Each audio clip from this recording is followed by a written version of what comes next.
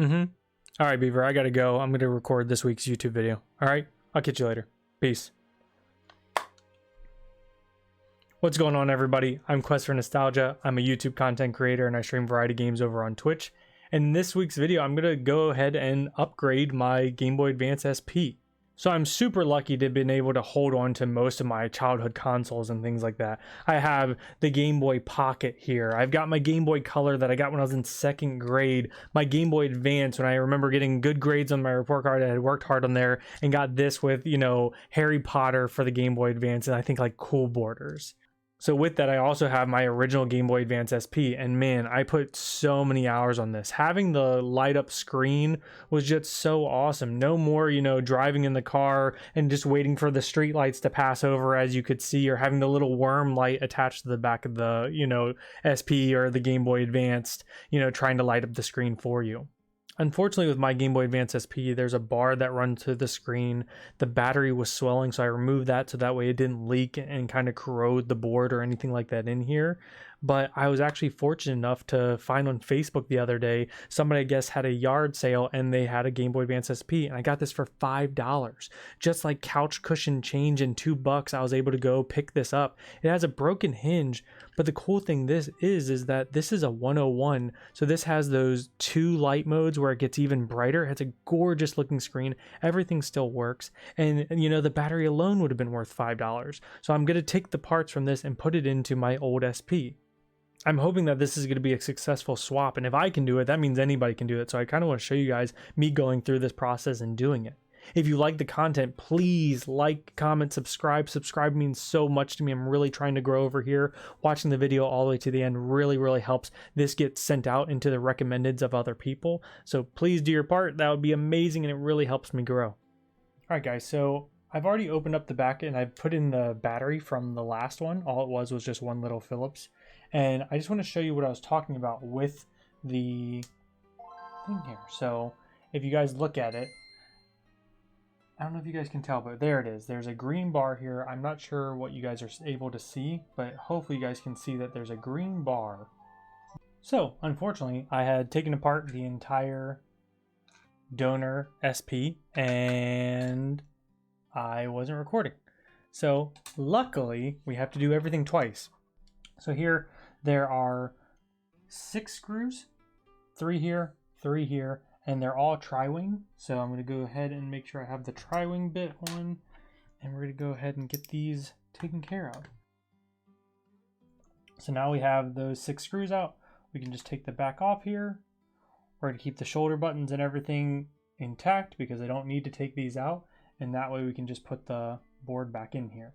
There are 3 screws here. These are going to be Phillips head. There's 1 in the center here and then 2 in front of the game cartridge. So I'm going to switch my bits over to a small Phillips.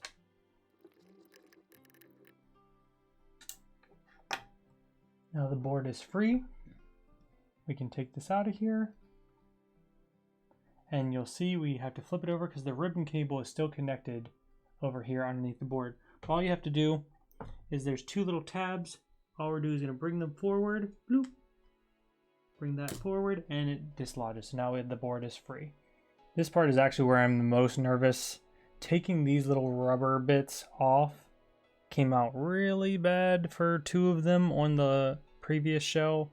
So I'm going to do my best. We're using an X-Acto blade. I'm going to try to pop them off. I also have some baking paper to stick them to so I can reuse them. I don't want the rubber to get, like the adhesive to get all nasty. So I'm going to do my best to get them off and then get them onto the parchment paper to then be able to reuse them.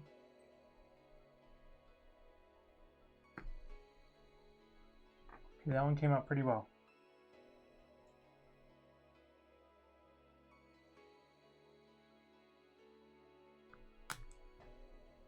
Okay. So that was definitely better than the first time. The first time, I mean, I destroyed them. If you see this one, I doubt you guys can see the detail, but you can kind of tell it is chewed up. So we did a much better job on this second go round, and so now I'm very grateful that I started with the broken one first. But now there are 5 tri-wing screws around here, and we're just going to take out these screws.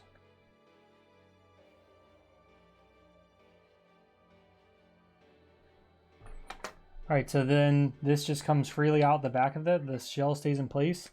You can just pull the back out. If I go to here, there comes off the case there. And here comes the old screen is going to come off now. And so that's it. And because we're using, I mean, I could take this little back cover piece off, but it's really not that necessary because we aren't swapping shells. I don't have to take the hinges off. So I was wrong. There was actually a screw under here. So this screw there, what that did was it took off the cover on the front, this little black piece here that was a part of the hinge. I only had to take that out, and that allowed me to free up the ribbon cable to be able to be pulled out. But now we have everything disassembled from both of them. I can now start to put them back together.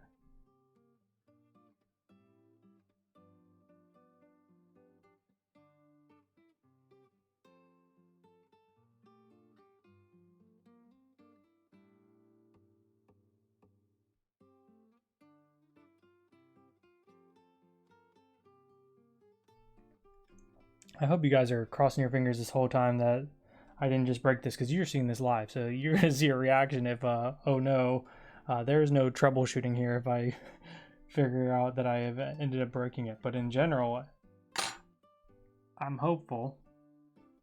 So this is the light indicator over here. Put that back into place, the light indicator there. All right, so the screen is back in place there. I don't know how far it goes. But now the tricky part is getting that ribbon cable back into the board, right? Okay, so it looks like I can pull it out pretty far, actually, so we're gonna do something like that.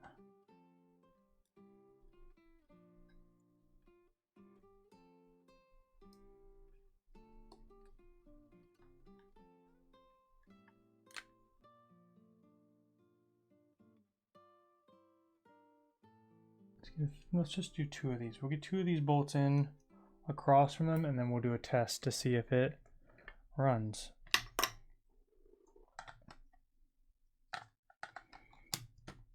Go, battery is in. We've got Pokemon Emerald going in there. Moment of truth, everybody. Moment of truth. Ready? Okay, do we do it? Yeah.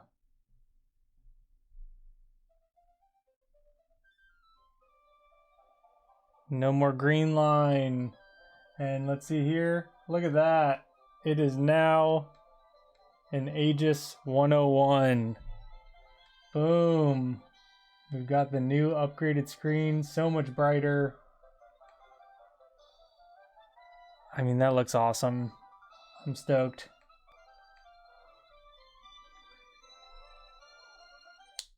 That looks great. So let's button this thing all the way back up.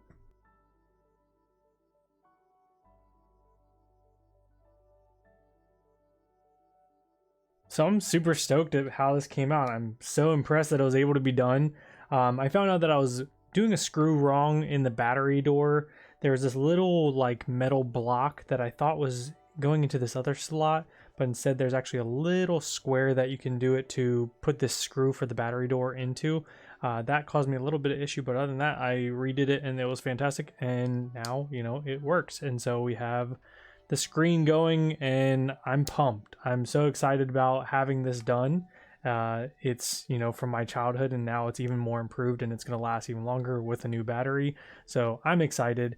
But really, did I need to do all that work when I have the best SP there is? You know, the GameCube with the screen on top. We got the Game Boy player, and the screen here, we've got a Mega SP. So we'll be sticking with this one. Hopefully you guys liked this video. I really enjoyed doing it. It was something different and something new for me to experience. But if you like the content, please like, comment, subscribe. Let me know if you're interested in trying something like this. If you've done this with any other consoles, have you swapped, you know, the Game Boy Advance or done anything like that? Are you interested in doing the, you know, LED screens that they have now, these like IPS displays for the Game Boy Advance and different things like that? Let me know if you're interested in those things. And thank you so much for making it all the way to the end of the video. You guys mean so much to me, and it really helps this video get recommended. So as always, catch me on Twitch if you want to. Come see me live stream there, Quest for Nostalgia as well. And, you know, thanks for watching. Peace.